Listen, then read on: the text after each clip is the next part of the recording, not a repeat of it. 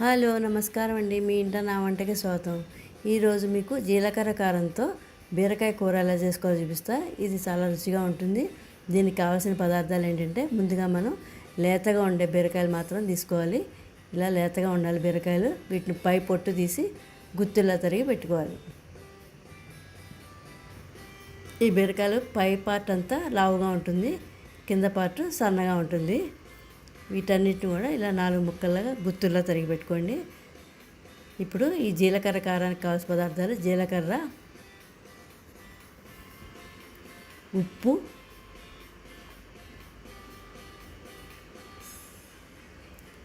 కారం, ఈ 3 కలిపి ఒక మిక్సీ జార్లో వేసుకుని మెత్తగా పొడి చేసుకోవాలి. ఉప్పు కారాలు మీకు రుచికి సరిపడా తీసుకోండి. కారం ఎక్కువ కావాల్సిన వాళ్ళు ఇంకొంచెం ఎక్కువ వేసుకోవచ్చు, తక్కువ కావాల్సిన వాళ్ళు కొంచెం తక్కువ వేసుకోవచ్చు. ఈ రకంగా మిక్సీ జార్లో పౌడర్ చేసుకుని ఒక ప్లేట్లో వేసుకోండి. ఇప్పుడు ఈ కూరకి పోపుకి కావాల్సిన పదార్థాలు ఏంటంటే, పల్లి నూనె ఒక 4-5 టేబుల్ స్పూన్స్ తీసుకోండి. అలాగే మీకు ఏ నూనె కావాలంటే అది వేసుకోవచ్చు. పల్లి నూనె ఎక్కలేదు. పొట్టు మినపప్పు, కరివేపాకు, ఆవాలు, జీలకర్ర, కొద్దిగా పసుపు. ఇప్పుడు తయారు చేసుకునే విధానం: మనం ఇందాక తయారు చేసుకున్న జీలకర్ర కారాన్ని గుత్తుల్లో తరిగి పెట్టుకున్నాం కదా, ఈ బీరకాయల్లో కూరుకోవాలి.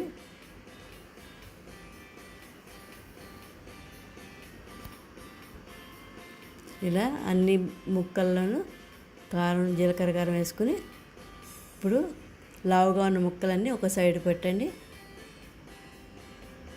అలాగే కొంచెం సన్నగా ఉన్న ముక్కలన్నీ ఒక పక్కకు పెట్టండి.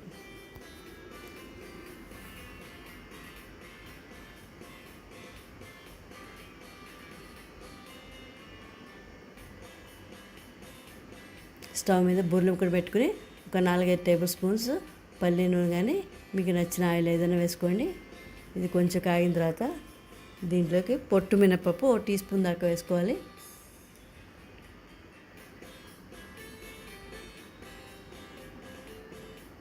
అది కొంచెం వేగిన తర్వాత ఆవాలు, జీలకర్ర, సన్నగా తరిగి పెట్టుకున్న కరివేపాకు కూడా వేసి బాగా కలుపుకోండి. ఇప్పుడు కొంచెం పసుపు వేసి ఇది వేగిన తర్వాత మనం ఇందాక జీలకర్ర కారం కూర పెట్టుకున్న బీరకాయలన్నీ ముందుగా మనం లావుగా ఉన్న బీరకాయలు వేసుకోవాలి. ఎందుకంటే కూర అంతా ఒకటేసారి కలిపి వేస్తే పెద్ద ముక్కలు తొందరగా ఉడకవు. కాబట్టి ఈ పెద్ద ముక్కలన్నీ, లావు ముక్కలన్నీ ముందుగా వేసుకుని ఒక 5 నిమిషాలు వేగిన తర్వాత అప్పుడు సన్నగా ఉన్న ముక్కలన్నీ వేసుకుందాం. ఇప్పుడు ఈ ముక్కలన్నిటికీ పోపు అంటేటట్టుగా, నూనె అంటుకునేటట్టుగా బాగా కలిపి పెట్టాలి. ఈ కూర ముఖ్యంగా మూత పెట్టుకుని వండుకోవాలి.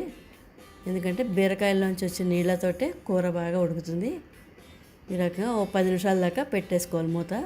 తర్వాత మూత తీసి మళ్ళీ బాగా కలుపుకొని ఇప్పుడు సన్నగా తరిగిన ముక్కలన్నీ వేసేసుకోవాలి.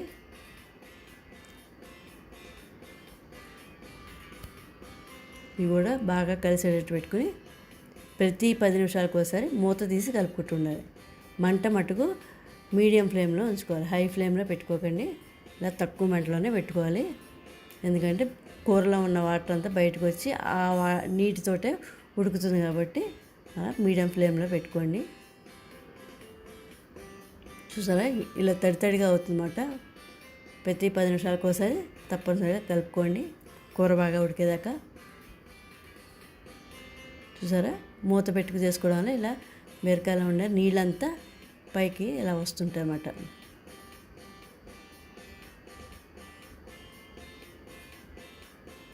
ఇంకా కూర ఉడకాలి. మళ్ళీ ఒకసారి మూత పెట్టేసుకుందాం. మీకు ఈ బీరకాయ జీలకర్ర కారంతో కాకుండా మళ్ళీ త్వరలోనే బీరకాయ పులుసు కూడా ఎలా చేసుకోవాలో చూపిస్తాం. అది కూడా చాలా చాలా బాగుంటుంది. ఈ రకంగా మొత్తం నీరంతా బయటకు వచ్చేదాకా చూసుకుని మెత్తగా ఉడికిందో లేదో లాస్ట్లో చూసుకుందాం. కనీసం ఒక అరగంట పడుతుంది ఈ కూర అయ్యేటప్పటికి. చూసారు నీరంతా ఎంత బాగా తేలిందో.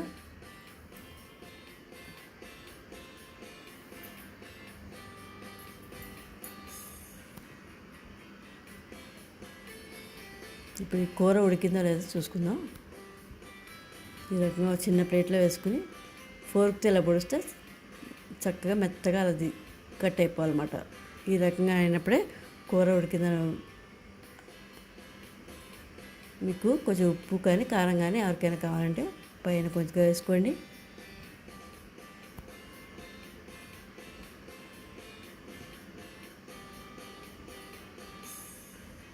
అంతేనండి, బీరకాయ కూర రెడీ అయిపోయింది. దీన్ని ఒక బౌల్లో తీసుకుందాం. నీరు మొత్తం ఎగిరేదాకా ఉంచుకోకూడదు, అలా నీళ్ళలాగే ఉండాలన్నమాట. మామూలు వాటర్ పోయేది అసలు, లేతగా ఉండే బీరకాయలు తీసుకోవాలి. ఇది ఎంతో రుచిగా ఉంటుంది. చూసారా ఈ రకంగా ఎంతో అందంగా రుచిగా ఉంటుంది. ఇది ఎలా కలుపుకోవాలో ఒకటి చూపిస్తాను మీకు. కొద్దిగా ఉడికించిన అన్నం వేసుకుని అందులో మనం జీలకర్ర కారంతో చేసుకున్న బీరకాయ వేసుకోవాలి. ఇష్టమైన వాడు కొద్దిగా పల్లి నూనె కానీ నెయ్యి కానీ ఏమైనా వేసుకోండి. ఈ రకంగా చేసుకుంటే మీకు ఎంతో రుచిగా ఉండే బీరకాయ జీలకర్ర కారం కూర రెడీ అయిపోయింది.